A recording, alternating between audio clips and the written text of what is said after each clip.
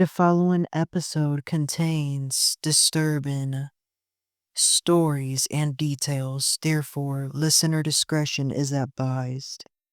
At 2:17 p.m. on April 3rd, 2010, 38-year-old John Maden, who had developed an obsessive fascination with porn, in particular, kids being raped and tortured, he called his sister Lynn, who was the mom of 12-year-old Tia Rigg. Maden told her he needed a babysitter for her toddler daughter and asked if Tia could come to his home on Dalmain Close in Cheetham Hill. This occurred in England. Tia arrived around 3 p.m.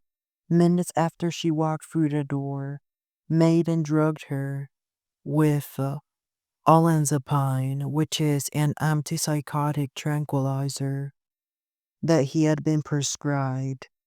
What followed was a brutal and prolonged attack.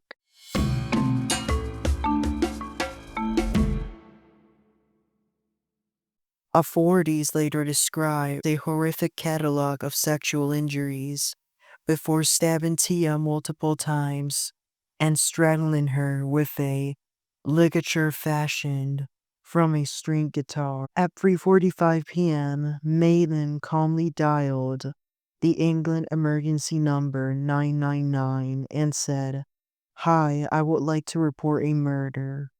He gave his full name and address.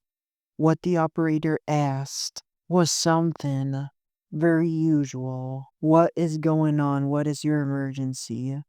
And his answer to that easy question, "My niece has been murdered by Mia.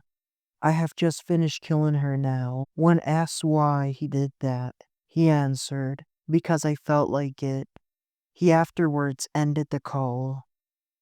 Officers were dispatched immediately to the scene and the call was tracked down. Greater Manchester Police arrived within 2 minutes. Officers said Maden greeted them with a chilling calm and directed them upstairs, where they found Tia lying face up on the floor of a spare bedroom. Maden was immediately handcuffed and transported to their police headquarters. That night, due to concerns about mental health, he was moved to the Ashworth Hospital in Merseyside. Doctors evaluated him and ruled that nothing impaired his ability to understand his actions. He knew exactly what he was doing. The Manchester City Coroner's Office confirmed the body of Tia Rigg. Her cause of death was ruled murder by stabbing, with fatal blood loss from extensive injuries. The identification was done through DNA testing and through the words of her monster uncle. She had also been strangled, and Maden had sexually assaulted her before and after death. The next morning, John Maden appeared in the Manchester Magistrates Court, where he was informed that he was being formally charged with murder and sexual assault of Tia Rigg. Because murder does not allow any bail or bond in England, none was offered to him, and he was automatically remanded into custody. The hearing was conducted by a bench of 3 magistrates, standard for initial appearances and severe cases, at least most of the time. The panel included District Judge Richard John and 2 lay magistrates, which they are the equivalent of jury members. They are people from the public who join in to help the judge make decisions. They immediately sent this case to the Manchester Crown Court.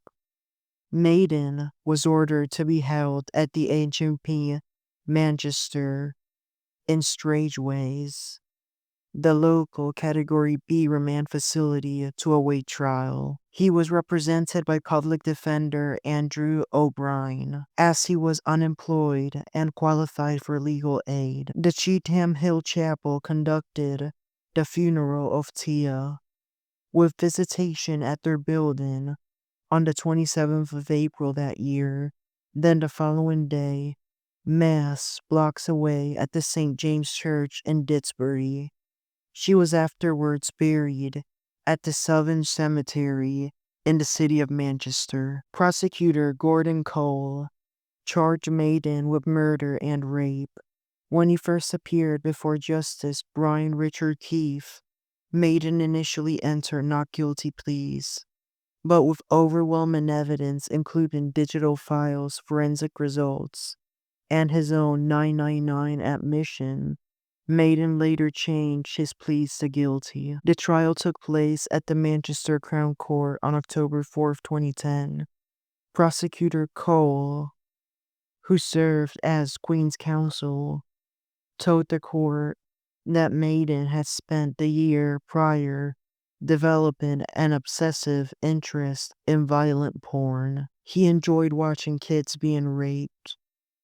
Police discovered hundreds of extreme images on his laptop, along with mobile phone folders labeled snuff stories, and brutal rape.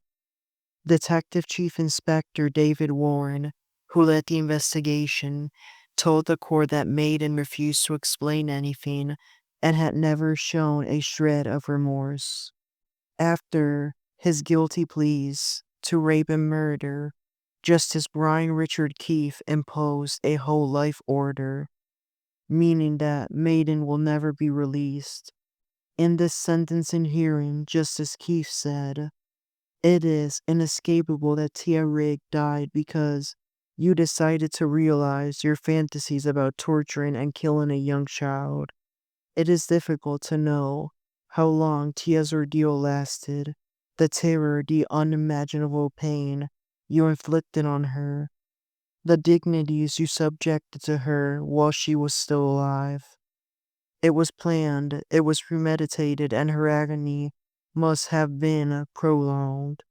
This is one of those exceptional cases in which the only just punishment requires you to be imprisoned for the rest of your life. Therefore, in other words, he got life in prison without parole."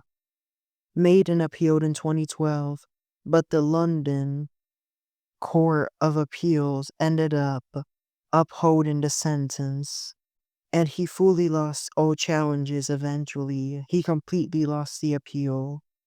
Today, John Maden remains incarcerated at the HMP Frankland, serving life in prison. Thank you for listening to this episode of Strawberry Ink. I hope you are having a great holiday season. Take care, hug your loved ones tightly, may those affected rest in peace, and have a good rest of your day.